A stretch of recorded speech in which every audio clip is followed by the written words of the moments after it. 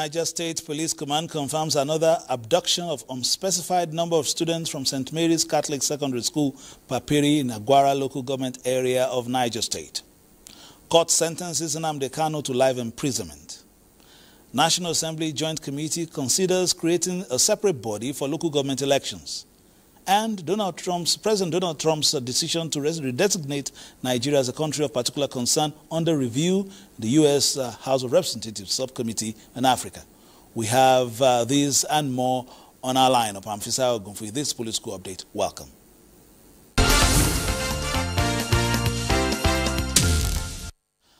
An unspecified number of students from St. Mary's Catholic Secondary School, Papiri, in Agwara local government area of Niger State have been kidnapped by bandits in early hours of today, that is Friday.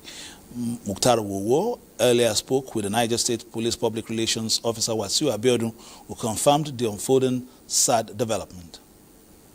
As regard to the incident of kidnapping that's said to happen early hour of today, with me here is the PPRO, Niger State Police Command, who is going to tell us more as regard to the incident. Sir, can you tell us what exactly happened this morning at the school? Thank you very much. We woke up this morning and got a report of an abduction in one of our schools in Niger State, specifically St. Mary's Private Catholic Secondary School in Papiri, in Agwara local government area of the state. The report indicated that today, being 21st November 2025, Friday, around 2 a.m., early hour of the day, some numbers of bandits invaded the school and abducted a yet to be ascertained number of students from the hostel. However, the commanders have deployed a police tactical unit. Even as I speak with you, military components are also on ground there. With other security agencies, it's a collaborative effort. The DSS and other agencies, we are working together to see what can be done to rescue these children. We are combing the neighboring forest and other area that we need to touch on.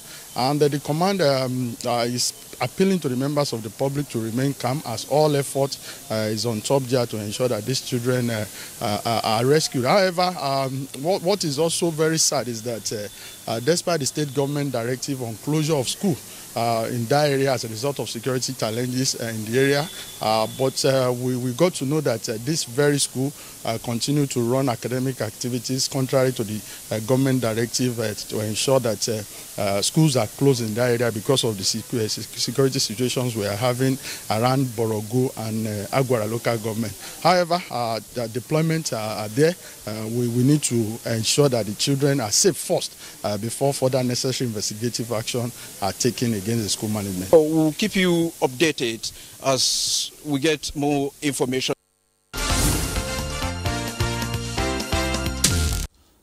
Thank you, Mukhtar. You two also try and keep safe as you try to get us information from that axis. Now, the leader of the indigenous peoples of Biafra, Nnamdi Kanu, has been convicted and sentenced to life imprisonment for engaging in acts of terrorism. Justice James Omotosho gave the verdict in the absence of the convict who was led out of court for disrupting the proceedings. The court found Nnamdi Kanu guilty, convicts and sentenced him to life imprisonment on count 1, 2, 4, and 5 of the 7 counts bordering on acts of terrorism punishable under the Terrorism Prohibition and Prevention Act of 2022 as amended.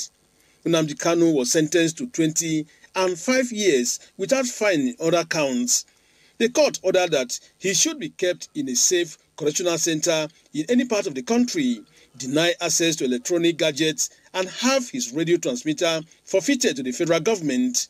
Relying on the evidence of the prosecution, since the convict failed to enter his defense, the judge said the prosecution has proved that the convict is an international terrorist going by his actions, insightful comments on radio broadcasts, hatred for the Nigerian state, and even the people he claimed to be defending. The court held that his engagement in guerrilla warfare led to the death of several innocent people, including the former special advisor to Goodluck Jonathan, Ahmed Gulag, several security personnel, destruction of more than 160 police stations, 9 INEC offices across the country.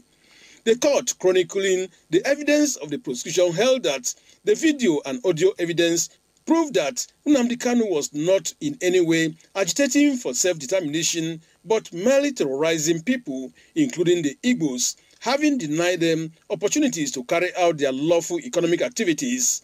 Justice Omotosho said he cannot hide under a repeal law and unlawful rendition to evade justice, as the amended Terrorism Act 2022 stipulates that all pending proceedings, punishment under the repeal law may be taken, while the unlawful rendition which the convict laid claim to is of no effect, having been arraigned in a court in Nigeria before he jumped bail and rearrested in Kenya. The court held that Nigeria remains an indivisible entity, hence any section agitating for self-determination must follow the laid-down processes. Moving on to other issues now, democracy must go beyond elections and focus more on the ideals, strong legislations and good governance. This was the position of eminent personalities at former President Goodluck Jonathan's Foundation's 10th anniversary celebrations held in Abuja. Our democracy stands because of people like former President Goodluck Jonathan. People who believe that the Nigerian state is bigger than any individual. People who understand that the state is greater than all of us and must therefore be protected with courage, with restraint, and with patriotism. We must change the face of politics. We must see politics as a business of responsible individuals. President Goodluck Jonathan believes in proper management of transitions through effective mediation to ensure their success. He is a teacher of democracy. He practices democracy. Everything about him is democratic. The challenges facing our continent ahead are great and demand bold ideas and collaborative action. But we are the Goodluck Jonathan Foundation, so is our capacity to meet them. All right, let's go to our political talk. Joining us in the studio is Senator Smart Adeyemi, a former lawmaker who represented Kogi West in the Senate. He was also a governorship aspirant in Kogi State in 2019. And of course, you know, he's been in the political circle for so long, but for some reasons, we've not seen him for a while now. Let's welcome you, first of all, Senator. You are also of this constituency, having cut your teeth as a senior member of the press as well. Thank you and welcome to Political Update. Thank you for inviting me. It's my pleasure. All right, let's start, with current situations we've seen around the country, the spate of insecurity in the country, which has heightened tension in the country. Is this something, based on your experience, that could be, perhaps, assuaged or solved by some serious pieces of legislation, for instance, in directing action towards crushing outlaws? Well, all the laws that needed for these ugly situations are already in place. What is happening to Nigeria today didn't start today. The issue of killings and mass killing, for that matter, started a long time ago, about 20 years ago. You see, Nigeria is such a large country that people don't bother to find out what is happening across the country. I recalled in 1998, when I was still in the NUJ, then I was still vice president, I ran into some bandits between Al-Kaleri and one other village. And at that time, if you ask the people from the northeast, they call them Konta people, because when they rush, when you are attacked, they will ask you, Kakonta. Now, these people were the people who now graduated. So it's up to 20 years. And I can tell you that you can do your investigation from the security service. They are quite aware that there were a kind of a terrorist group in the country. But you see, when we failed to do what we needed to do at the time that is just graduating, this problem started a long time ago. And I recall that on several occasions, I had cause to speak about how porous our borders are. In the Senate, I once proposed the fencing of our borders line. And some people thought I didn't know what I was saying. And I said that will create job for opportunity. We have limestone, we have cement. Let us embark on it. It will take a decade or two to fence the whole of Nigeria boundary. I think it's something that is worthwhile. Today, you can't count the number of porous openings, which those who are not even Nigerians, they come in and they perpetrate crime and they are out of the country. So it's not a new thing today. And if you talk about legislation, the legislation is there. I think it has to do with those behind the bandits. These people are not educated, but you see them, they operate AK-47, and you see them with new ammunitions. That should bother Nigerians. That speaks volumes that these bandits you call bandits, they are well trained. Okay, so and I've seen on air, I mean on the internet, how helicopters drop ammunitions for these bandits. So Nigeria is not fighting the people you are seeing. It is a kind of international conspiracy to destabilize Nigeria and to bring Nigeria down. There are nations who fears Nigeria. They once predicted that Nigeria would disintegrate, but we are still standing stronger. So for me, what is happening is not just a war by Nigerians with some group of Nigerians. It is a war that is being sponsored, that is being backed by the developed nations. You know, the Yoruba says, in that sense, you cannot say you want to worship the goddesses, the god of the river, without touching the lily. So these people you are seeing, who are the people supporting them? How are they getting the funding? Okay, yes, they may have some agents in Nigeria, but if you look at their move and the way they operate tactically, you can see they've had some military training. Okay, so Nigeria should be courageous enough to let the world get to know, especially the developed nations, that they are the ones destabilizing Nigeria. These people, who are the people destabilizing them? Which African country has the capacity to be supplying ammunition to these people? Tell me, which African country? So what I'm saying in essence is that we should ask the developed nations, what do they want of Nigeria? What we are seeing is beyond the African continent. These people you are seeing, they are being funded outside Nigeria. And the African nation, in fact, United Nations, could come into it and investigate and get where these people are being empowered. So for me, it is not about law. It's about the fact that we are faced with a big task. All right, let's move on also to the political terrain. Of course, a lot of people have also latched on to this and all that. But a lot of people have also called for concerted effort. This is not the time for politics or political speak in terms of supporting government to make sure that we get to the root of this matter. Well, I do know that under this government, 6 weeks ago, or about 2 months ago, President Bola Ahmed Tinubu's government ordered for ammunitions to further strengthen the armed forces, and they set aside, I think, about $500 million for that.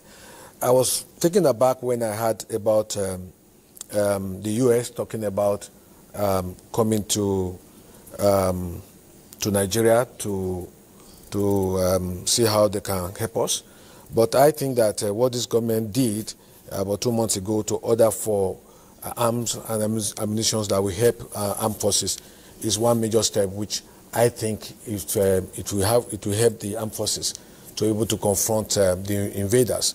But having said this, we must not forget the fact that the U.S. Under President Trump did say they want to intervene in the killings in Nigeria, and they made mention of genocide.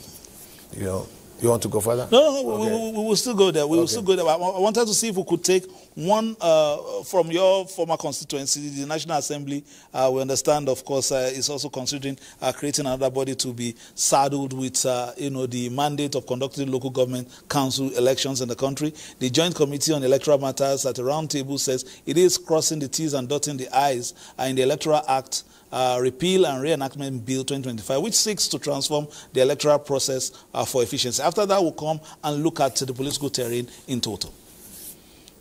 For over a year now, the Senate and House of Representatives Joint Committee on Electoral Matters, in an effort to bridge identified gaps in Nigeria's electoral system, embarked on a series of stakeholder engagements to restore trust and build confidence. Reviewing and amending the Electoral Act to go in conformity with the Constitution This technical meeting, which continued behind closed doors, is to conduct a final check on the proposed areas of amendments before presentation of the bill in both chambers for passage and subsequent transmission to the President for assent. The chairman of the Independent National Electoral Commission, INEC, Professor Joash Amupiton, was also in attendance. Electoral amendments that sometimes will come up so as to be able to look at the mistakes of the past and be able to put things in a proper perspective so that we'll have a better election. It is an opportunity to demonstrate our commitment to the rule of law, to fairness, and to a level playing field for all political actors. Let us be guided by the fundamental goal of ensuring that our electoral system is free from manipulation, fraud, and undue influence.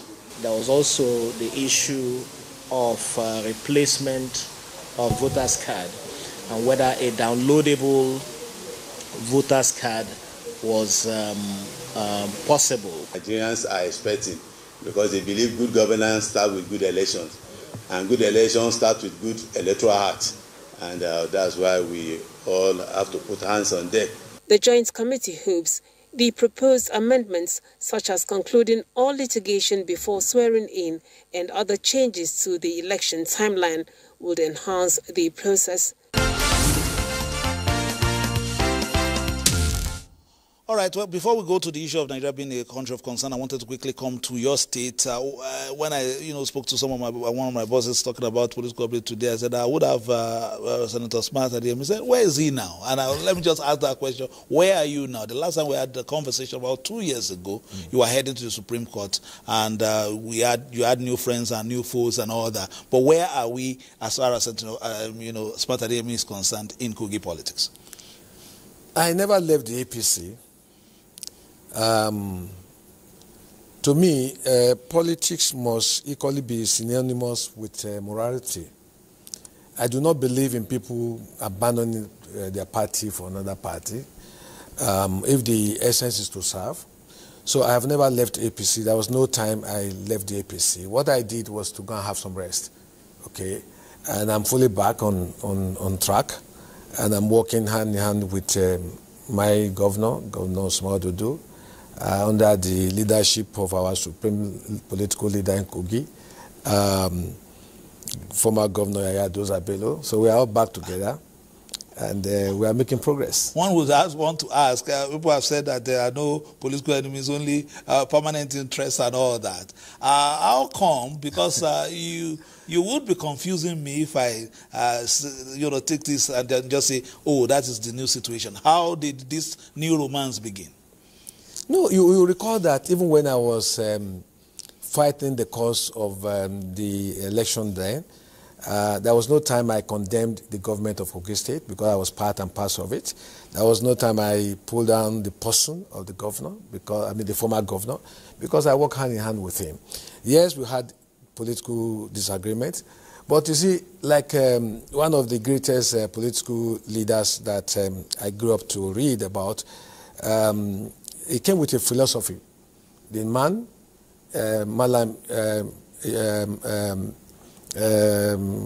Ibrahim, we call him the presidential candidate of GMPP, okay?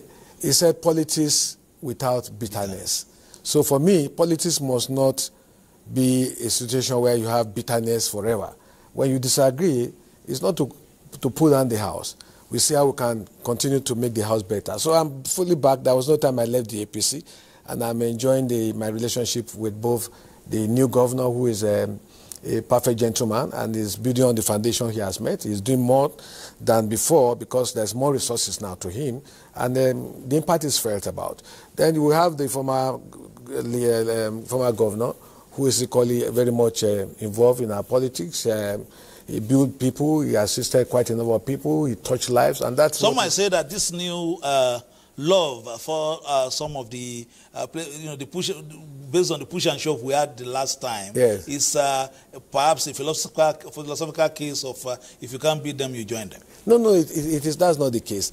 The fact is that, you see, when you are in a struggle and it didn't work, then you leave and look elsewhere.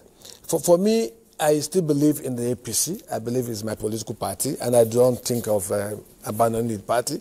And more importantly, the former governor himself, he has been of assistance to me in time past. So if we have cause to disagree on one, I should always remember what he has done in time past. So I don't belong to those group of politicians who we want to fight to finish. You know, there's nothing. If the essence is to serve people, if it doesn't work, maybe if it is so destined, it could happen next time. But if it doesn't happen, the essence is that we want to make the society a better place. And I told my former governor, I said he's a very lucky leader. And he said, why? I said, you are lucky because despite that I was not anointed, the man you have given the support is doing very well. So there's no good leadership when there's no good successor. So he's lucky he had a good successor, and we're all working together, and Kogi is better for it. All right, time is not our friend on the program, so as we go towards the last lap, the People's Redemption Party, PRP, has strongly condemned the statement by PDP's National Faction Chairman, Kabiru Turaki, calling on foreign powers to save Nigeria. From his internal crisis, the PRP labeled the remark as reckless, unpatriotic, and a sign of an inferiority complex that continues to plague some of Nigeria's so-called politicians. The PRP says that through its national chairman, Falalu Bello, in the statement stated that such a call was an affront to Nigeria's sovereignty and the patriots who have fought to uphold it. Falalu Bello pointed out that such a call also reflects a troubling failure to have confidence in Nigeria's inherent resilience, its democratic institutions, regardless of the general perception about them, and the collective strength of its people. The fifth principle of the PRP, he says, advocates total liberation from imperialism and enlighten that belief. Let's move on quickly to the next story. The U.S. Congress Subcommittee on Africa is reviewing President Donald Trump's decision to redesignate Nigeria as a country of particular concern due to an alleged religious persecution. The lawmakers say they are concerned about the alleged spate of killings by bandits and terrorists. More worrisome, they say, is that our government has not been able to fully tackle that challenge, according to the lawmakers over there. On the issue we're discussing today, we would like to see more focus on that particular issue, in addition to addressing the larger security question that you referred to. This is a complex problem. It's not one that can be addressed with one neat solution. There are, of course, like every human action, multiple drivers of this persecution, and there are multiple communities being affected, not just Christians, as you mentioned. Addressing the country's complex security issues solely in religious terms and focusing on one group of victims is counterproductive. A fresh approach is needed both for Nigeria and the United States. Nigeria must tackle its institutional weaknesses in security, justice, and conflict prevention to effectively end the violence and hold perpetrators accountable. All right, final words on the program. We've had Senator Smart Adeyemi. Just as time is not our friend, maybe you look at all these challenges. How do we quickly go forward? At some election cycle, in another few months, we start with off-cycle elections. Yet we have this clear present danger that seems to be ramping up as well in terms of some of these acts of terrorism. Very quickly. I think we have a large army of people who are unemployed, and I see that the government is responding to it by providing infrastructures that will help to galvanize the economy, open the opportunities for people to move around and do business. Two, I equally see the First Lady moving around the country, distributing palliatives to make life more meaningful for people. So unemployment, frustration leads people to crime. But when you talk about organized crime of this nature, it goes beyond the ordinary. Okay, we actually needed support from the developed nations. The support may come by material support, by hardwares. They could do that. So we need their support. And I do know too that the federal government will be thinking of employing more soldiers, more people into the armed forces, so that we have enough that can move around. But more importantly is the fact that our boundaries are just porous. Okay, anybody can come in at any time. In fact, you do not know in some places whether some people are Nigerians or not. So what I'm saying in essence is that there's a need for us to restructure this country, to allow the state police to be fully operational. We must restructure Nigeria. And in doing restructuring, we must take into consideration norms and values and how the people I think this is not a conversation that can end today. And Smart Adeyemi, you've given us some smart answers. We'll try and bring you back again now that you are out of retirement or you're out of rest. I mean, you're no longer resting. You are back in the political cycle. That's been sent to us, Smart Adeyemi, for this today's edition of Political Update. Between now and when we come your way again, do play your politics for the greater good and keep it logged on Nigerian Television Authority for news, reviews, previews, and interviews. Bye-bye now.